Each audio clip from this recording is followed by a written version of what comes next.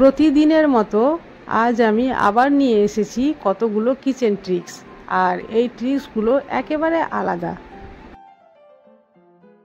আর এই কিচেন ট্রিক্সগুলোকে আমি কেন আলাদা বলছি সেটি জানার জন্য ভিডিওটি প্রথম থেকে শেষ পর্যন্ত অবশ্যই দেখতে হবে। প্রতিদিন কিচেনে কাজ করার পর কিচেন কাউন্টার পরিষ্কার করার জন্য এক্সট্রা আলাদাভাবে আমাদের সময় লেগে যায়, কিন্তু আজকের ট্রিকটা যদি ফলো করো তাহলে এই এক্সট্রা সময় তোমাদের বেঁচে যাবে। পিকে ম্যাজিক ফুড ফ্যাক্টরিতে তোমাদের সকলকে স্বাগত জানিয়ে শুরু করছি আজকের প্রথম ট্রিক।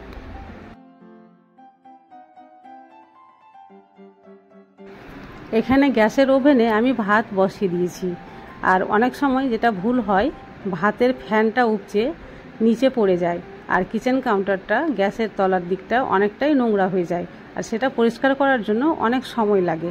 তো আজকের একটা ছোট্ট ট্রিক, এইভাবে যখন আমি গ্যাসে কোনো কিছু রান্না করতে বসাবো তার নিচের দিকে আমি যেভাবে রাখছি একটু লক্ষ্য করলেই দেখতে পাবে একটা পুরনো থালা আমি রেখে দিচ্ছি। যদি উপর দিয়ে কোনো জল উপচে পড়ে তাহলে নিচে কিন্তু নোংরা হবে না, সেই জলটা এই থালাতেই পড়বে, আর বেশিক্ষণ সময় নিয়ে আমাকে সেই কিচেন স্ল্যাবটা পরিষ্কারও করতে হবে না। আশা করছি এই ট্রিকটি তোমাদের খুবই উপকারে লাগবে। চলে আসছি পরবর্তী ট্রিকে।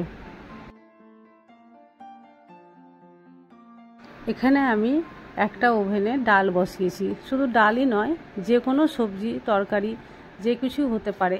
যখন রান্না করি তখন আমরা সেটাতে চামচ দিয়ে অনেক সময় নাড়ানাড়ি করি, আর সেই চামচটা ভুল করে আবার সেই গ্যাসের ওভেনেই নিয়ে এসে রেখে দিই, কিন্তু এটা ঠিক নয়। গ্যাসের ওভেনটা অনেকটাই নোংরা হয়ে যায়। তার জন্য একটা ছোট্ট ট্রিক, এখানে আমি একটা প্লেট রেখে দিয়েছি, আর হাঁড়ির মধ্যে এইভাবে যখন আমি চামচ দিব তারপরে সেটা ব্যবহার করার পরে আবার নিয়ে এসে এইভাবে প্লেটেই রেখে দেব, তাহলে গ্যাসের ওভেনটাও নোংরা হবে না, আর পরিষ্কার করার জন্য এক্সট্রা আমার সময়টাও বেঁচে যাবে। আশা করছি এই ট্রিকটিও তোমাদের খুব কাজে লাগবে। চলে আসছি পরবর্তী ট্রিকে। এখানে দেখতেই পাচ্ছ হাঁড়ি রাখার স্ট্যান্ড রয়েছে, আর এই স্ট্যান্ডগুলা হাঁড়ি রেখে রেখে এতটাই কালো হয়ে গেছে যে এগুলো ঘষা মাজা না করলে কিন্তু আর পরিষ্কার হয় না। কিন্তু আজকের ট্রিকটা যদি তোমরা ফলো করো তাহলে কোনো রকম ঘষার ঝামেলা ছাড়াই কিন্তু এগুলো পরিষ্কার হয়ে যাবে। তবে চলো আমি কিভাবে করছি একটু দেখে নাও। প্রথমে কড়াইয়ে নিয়ে নিয়েছি জল, তারপরে দিয়ে দিচ্ছি 1 চামচ বেকিং সোডা আর সামান্য পরিমাণ ভিনিগার, আর তারপরেই দিয়ে দিচ্ছি এই স্ট্যান্ডগুলো, আর ভালোভাবে জলে ফুটিয়ে নিচ্ছি। এখনও পর্যন্ত তোমরা যদি চ্যানেলটি সাবস্ক্রাইব করে না থাকো তাহলে প্লিজ চ্যানেলটি সাবস্ক্রাইব করে দিও, আর যদি আগে থেকে করে থাকো তাহলে তোমাদের জন্য রইল অশেষ ধন্যবাদ। স্ট্যান্ডগুলো এই জলের মধ্যে দিয়ে প্রায় 20 মিনিট আমি ফুটিয়ে নিয়েছি, আর এইভাবে একটু হিলিয়ে হিলিয়ে পুরো স্ট্যান্ডটাকে আমি জলের মধ্যে ভিজিয়ে নিয়েছি। আর তারপরেই কিন্তু যখন ঠান্ডা হয়ে যাবে সেটা নর্মাল জলে ধুয়ে নিলেই পরিষ্কার, কোনো রকম ঘষা মাজার ঝামেলা ছাড়াই। দেখতেই পাচ্ছ আমি ধুয়ে তোমাদের দেখাচ্ছি কতটা চকচকে হয়েছে। আশা করছি এই ট্রিকটিও তোমাদের খুব ভালো লেগেছে। এই ট্রিকগুলো যদি তোমাদের ভালো লেগে থাকে তাহলে একটা লাইক করে দিও।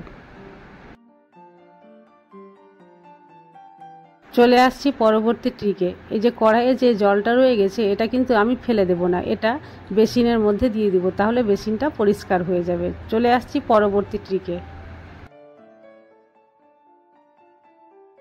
এখানে দেখতেই পাচ্ছ মশা মারার যে কয়েলগুলো হয় সেটা আমি এখানে স্ট্যান্ডের উপরে রেখে দিয়েছি, আর আমরা এইভাবেই কিন্তু রেখে এটা রাত্রেবেলা মশা তাড়াবার জন্য ধরিয়ে থাকি।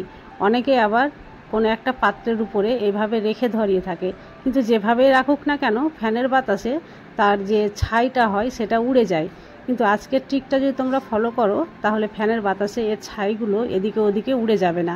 এই থালাতে যখন এই স্ট্যান্ড রাখবে তখন কিন্তু একটু জল দিয়ে দিতে হবে, আর দেখো আমি যেভাবে জল দিয়ে দিলাম, এইভাবে জল দেওয়ার পরে তার উপরে এই কয়েলের স্ট্যান্ডটা আমি রেখে দেবো, তাহলে এই পুড়ে গিয়ে যতগুলো ছাই হবে এই জলের মধ্যেই পড়বে, তাহলে ফ্যানের বাতাসে আর চারিদিকে ছড়াবে না। আশা করছি এই ট্রিকটিও তোমাদের খুবই ভালো লেগেছে। পিকে ম্যাজিক ফুড ফ্যাক্টরিকে তোমরা যদি ইনস্টাগ্রামে ফলো করতে চাও তাহলে ডেসক্রিপশানে লিঙ্ক দেওয়া রয়েছে, সেখানে গিয়ে অবশ্যই ফলো করতে পারো। চলে আসছি পরবর্তী ট্রিকে। ভাত রান্না করার সময় যে চাল আমরা ধুয়ে থাকি সেই চাল 3-4 বার ধুয়ে নেওয়ার পরে তাকে কিন্তু প্রায় 10 থেকে 15 মিনিট যদি জলে ভিজিয়ে রাখি তাহলে ভাতটা খুব তাড়াতাড়িভাবে তৈরি হয় আর গ্যাসটাও খুব কম পুড়ে। চলে আসছি পরবর্তী ট্রিকে। এই যে চাল যে আমি ভালোভাবে ধুয়ে নিচ্ছি, ধোয়ার পরে যে জল, সে জলটা কিন্তু আমি ফেলে দেব না। এটা আমি কি কাজে লাগাচ্ছি চলো এবার দেখে নাও।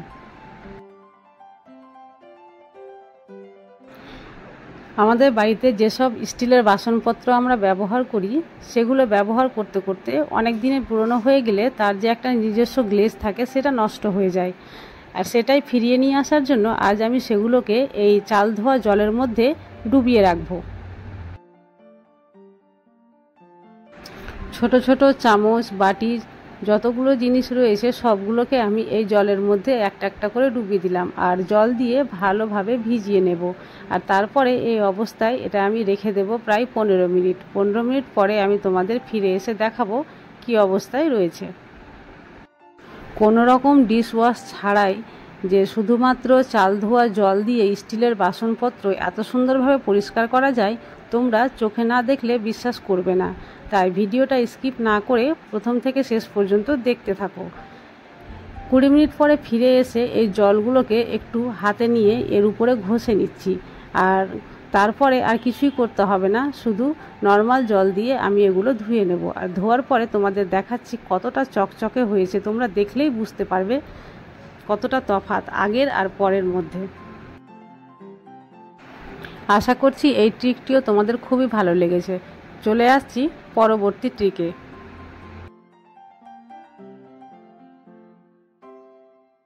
কোনো রকম জল ছাড়া আলু সেদ্ধ করা যায় এত ভালোভাবে, সেটা না দেখলে আর বিশ্বাস হবে না।